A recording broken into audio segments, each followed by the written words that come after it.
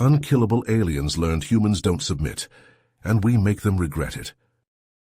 Listen up, rookies. You've all heard of the Daxamites, the so-called unkillable aliens. But let me tell you about the day they fucked around and found out. The grizzled old veteran leaned back in his chair, the dim light of the Starship Rec Room playing over the brutal scars crisscrossing his face and arms. Marcus had seen some shit. I was there when their warship emerged from hyperspace near Earth, sleek, black, bristling with weapons that could crack a planet in half. Their commander, this sadistic fuck named Nox, sneered down at our primitive blue world. Marcus grabbed a flask from his jacket, taking a long pull of the potent liquor within. These humans are weak, technologically inferior, Nox declared. They will submit to the Daxamite Empire or be crushed beneath our boots. His crew cheered, the sound somehow slithering through the comms and into our bones. But we had a message for those alien assholes.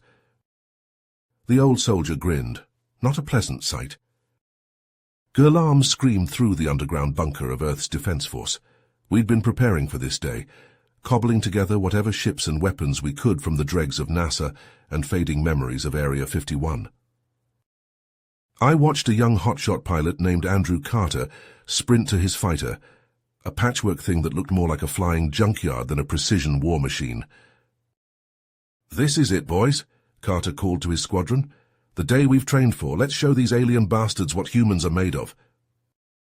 Our ragtag fleet blasted into the void to meet the Daxamite invasion head-on. We all knew the odds.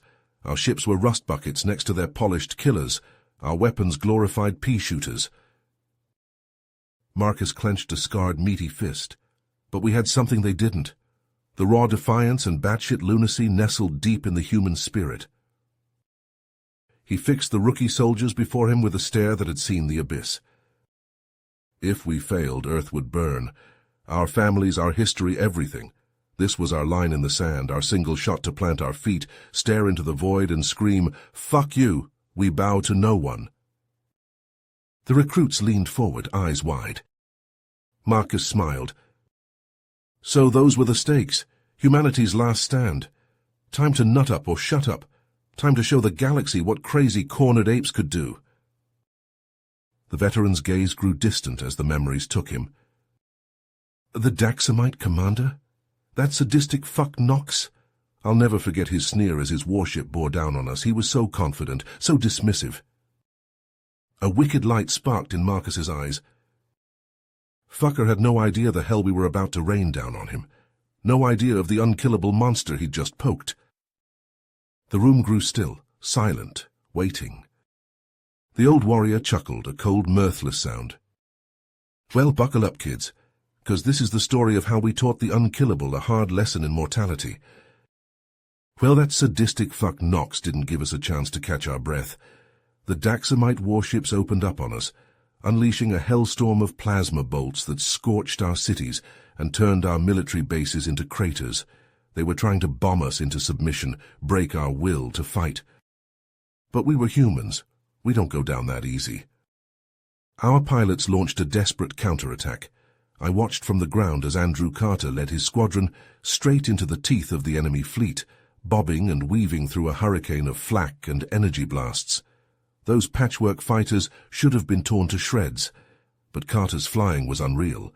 He'd spot a gap in the Daxamites' defenses and swoop in, pounding their weak points with every weapon he had.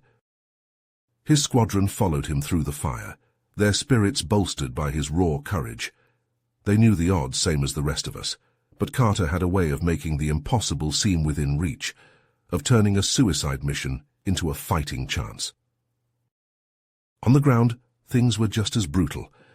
I was shoulder to shoulder with my fellow EDF grunts, slugging it out with Daxamite shock troops in the blasted ruins of our cities. We used every dirty trick in the book, luring them down claustrophobic alleyways and sewers where their high-tech weapons were useless, where good old human grit and a gun could even the odds. I fought alongside Sergeant Jack Thompson, a bear of a man built like a tank. I watched him sprint across a cratered street, dodging plasma bolts and shrapnel, heft a rocket launcher onto his shoulder, and blast a Daxamite mech to scrap with a single shot. The crazy bastard even had the stones to flip off the burning wreckage, But for every small victory, we paid in blood. I saw good soldiers, friends cut down by the dozens, incinerated by plasma blasts, crushed under the metal boots of Daxamite mechs. The stench of burnt flesh and spent ordnance choked the air. Nox grew more pissed off by the second. I guess he expected us to crumple after the first wave, to beg for mercy, but we just kept coming. "I don't understand," he snarled over the comms. "What drives these primates to fight so hard? Why won't they submit?" The arrogant prick just couldn't wrap his head around it, around the raw, defiant fire that burns in the human spirit, the refusal to bend the knee no matter the odds. So Nox stooped even lower. His ship started dropping canisters of banned chemical weapons on our civilian shelters, hoping to choke the fight out of us. The sickly green gas crept through the huddled masses, burning, blistering, killing without mercy. But our EDF scientists had cooked up some surprises of their own. Within hours, they'd jury-rigged respirators and dispersal agents to counter the chemicals. We got the gear to our troops on the front lines and kept up the fight, even as our eyes wept blood and our lungs seized with every breath. We refused to break, refused to let that sadistic fuck think he'd won. That first day we lost more soldiers than I care to remember. Damn good men and women, everyone, but we taught the Daxamites a hard lesson. Humans don't submit. We'd fight to our last breath, make them pay for every inch of our world. And this was just the beginning. Nox and his unkillable army had no fucking clue what they'd started, no clue about the unholy shitstorm we were about to rain down on them. But just as we thought we'd won ourselves a little breathing room, shit went sideways in a big way. "Those alien fucks had a nasty surprise up their sleeves," I growled, my hands clenching into fists at the memory. A secret weapon that could have ended the war right then and there. The recruits leaned forward, eyes wide. Turns out the Daxamites had some kind of gravity manipulation device, a real doomsday machine that could rip apart a planet's crust like tissue paper. I shook my head, still not quite believing it myself. That sadistic fuck Nox, he was getting real tired of us primates putting up a fight, so he gave the order to deploy the device. Consequences be damned. The room grew quiet, the weight of what could have been settling over us all. If that thing had gone off, it would have been game over. Earth cracked open like an egg, every man, woman and child snuffed out in an instant. I leaned back, the scars on my face pulling tight. But Andrew Carter, that magnificent, crazy bastard, he wasn't about to let that happen. A hint of pride crept into my voice. Command cooked up a plan, a real Hail Mary. Carter would lead a small team, infiltrate the Daxamite warship, and blow that gravity device to Kingdom Come. I let out a humorless chuckle. It was a suicide mission, plain and simple. The kind of thing you only volunteer for if you've got a death wish, or balls the size of grapefruits. I fixed the recruits with a hard stare. Carter didn't even hesitate. He knew what was at stake, knew that if he failed, everything we loved would be space dust. I leaned forward, my voice low and intense. So while the rest of the EDF threw everything we had at the Daxamites, Carter and his team slipped aboard that alien death trap, ready to do or die. My eyes grew distant, the memories rushing back. I was there, part of the infiltration unit. We fought our way through those twisting corridors, trading fire with Daxamite defenders every step of the way. I swallowed hard, the taste of blood and cordite still fresh on my tongue. It was brutal close-quarters shit, the kind of fighting that leaves scars on your soul. I watched good men, friends, cut down right beside me.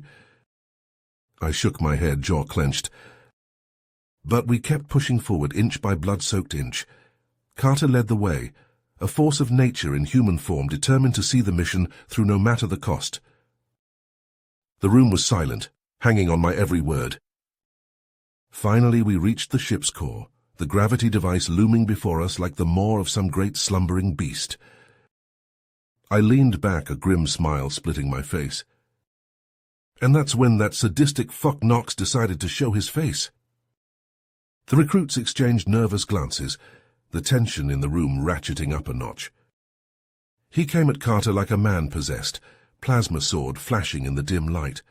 The two of them dueled across the catwalk, trading blows faster than the eye could follow. I let out a low whistle, still in awe of what I'd witnessed. It was like watching a dance of death the way they moved. Nox was good, scary good, but Carter was better. I grinned, a fierce, proud thing. That magnificent bastard feinted left, then struck right, his blade finding the chink in Nox's armor. The alien fuck went down hard, his sword clattering to the deck. The recruits let out a ragged cheer, caught up in the moment. With Nox out of the picture, Carter wasted no time.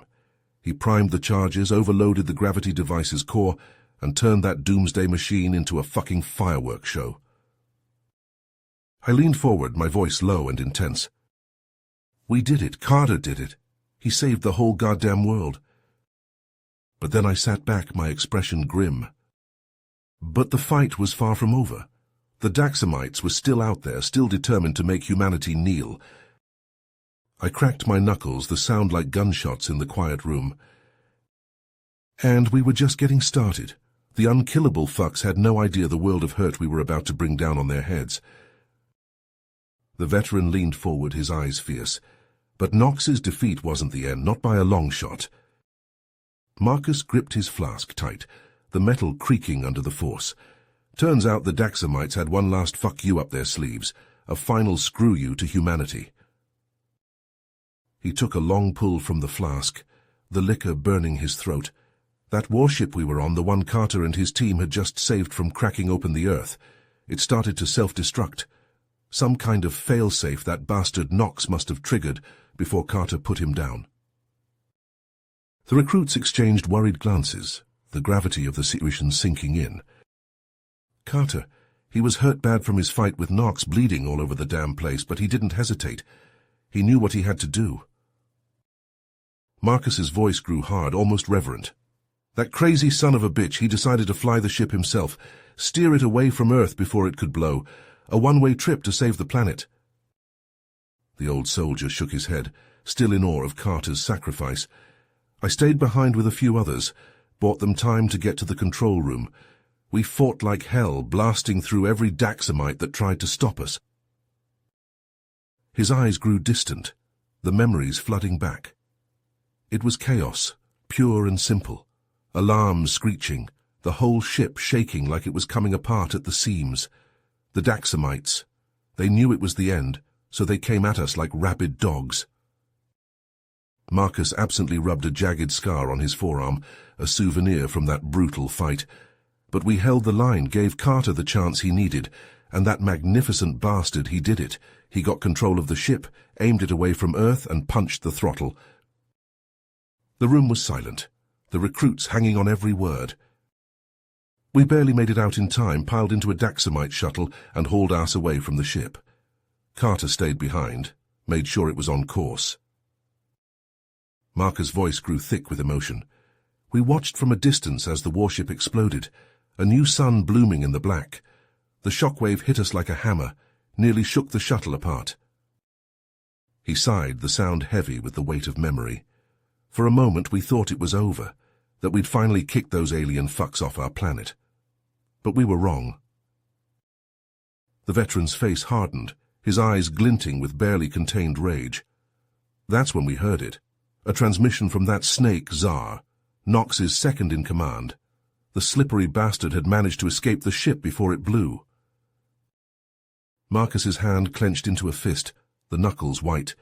He swore revenge, promised to come back with an even bigger fleet and finish what they'd started, to grind us into dust and piss on the ashes. The room grew tense, the recruits shifting uneasily in their seats. And that's when we knew, deep in our bones, that this war was far from over. That the Daxamites would never stop, never rest until they'd wiped us out, or we'd put them in the ground for good.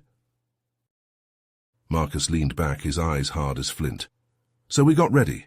The EDF started preparing for round 2, for the shitstorm we knew was coming, because this time it was all or nothing. This time we were playing for keeps.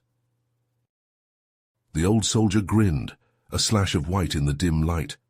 And the Daxamites, those unkillable bastards, They were about to find out just how far humanity was willing to go to protect our home. Marcus leaned forward, his eyes hard as stone. We knew what was coming. Tsar and his Daxamite goon squad wouldn't stop until they'd ground us to dust under their boots. But we had a plan. The old soldier cracked a grim smile. Andrew Carter, the crazy bastard who'd saved our asses more times than I could count, had cooked up a scheme so batshit insane it just might work. The recruits hung on his every word, the tension in the room electric. Carter figured the only way to end this war was to cut the head off the snake. We had to infiltrate the Daxamite homeworld and capture their emperor, force the fuckers to surrender. Marcus shook his head, still in awe of the audacity of it all. It was a suicide mission, plain and simple, but Carter handpicked a team of the EDF's best and brightest, the toughest, most stubborn sons of bitches Earth had to offer. He chuckled darkly. Including yours truly. Guess Carter figured he needed someone to watch his six. The old warrior's gaze grew distant, the memories flooding back.